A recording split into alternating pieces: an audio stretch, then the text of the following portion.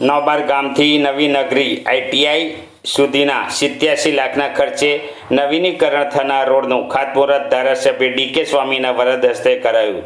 નોબાર ગ્રામજનોની જરૂરિયાત અને માગણીને ધ્યાને રાખી ધારાસભ્ય ડીકે સ્વામીના પ્રયત્નોથી આ રોડ મંજૂર કરાયો હતો, જેની ખાતમુહૂર્ત વિધિ મહાદેવ મંદિર પાસે આજરોજ ધારાસભ્યના હસ્તે યોજાઈ હતી।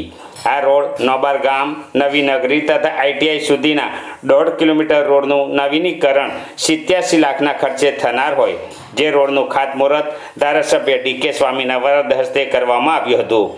માર્ગ વિકાસ કાર્ય ખાતમુહૂર્ત પ્રસંગે તાલુકા પ્રમુખ કુલદીપસિંહ યાદવ, તાલુકા પંચાયત પ્રમુખ Nitinbhai Patel, APMC vice chairman Kiranbhai Patel, પૂર્વ મહામંત્રી બળવંતસિંહ પડિયાર, ગામ સરપંચ તથા દૂધધારા ડેરી ચંદ્રકાંતભાઈ પટેલ, જ્યોતિષભાઈ વેડજ, જયેશભાઈ પરમાર, વિજયભાઈ સિંધા, કોરા, કાવા, માલપુર સરપંચ, ગામ અગ્રણીઓ, પંચાયત સભ્યો, ગ્રામજનો મોટી સંખ્યામાં હાજર રહ્યા હતા।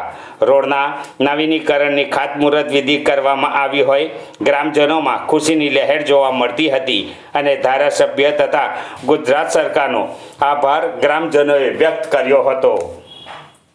આજ રોજ નોબાર ખાતે નોબાર મુખ્ય હાઈવેથી નોબાર ગામ, નવી નગરીને આઈટીઆઈને જોડતો 1.5 કિલોમીટરનો રસ્તો લગભગ 87 લાખના ખર્ચે જેનું ખાતમુહૂર્ત કરવામાં આવ્યું।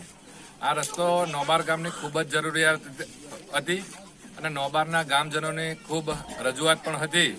માનનીય ધારાસભ્ય ડીકે સ્વામીએ સરકારમાં આ રસ્તા બાબતે પ્રયત્નો હાથ ધર્યા અને રસ્તો લગભગ 1 વર્ષ પહેલા જ મંજૂર કર્યો અને આજે એનું ટેન્ડર વિધિસર પૂર્ણ કરીને એનું ખાતમુહૂર્ત કરવામાં આવ્યું।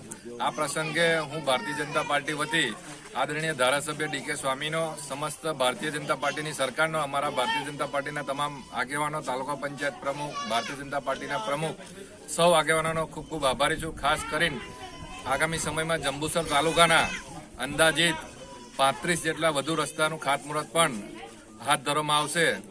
એક પછી એક રસ્તા આગામી સમયમાં હાથ ધરવાના છે અને આ રસ્તાના કામો સારા થાય એ માટે અમે ગામજનોને વિનંતી કરીએ છીએ કે કામની દેખરેખ પણ રાખે અને દેખરેખ હેઠળ કામો સારા થાય એ પણ અમે તમામ અધિકારીઓને પણ સૂચના ધારાસભ્યશ્રીએ આપી છે। ભારત માતા કી જય, વંદે માતરમ।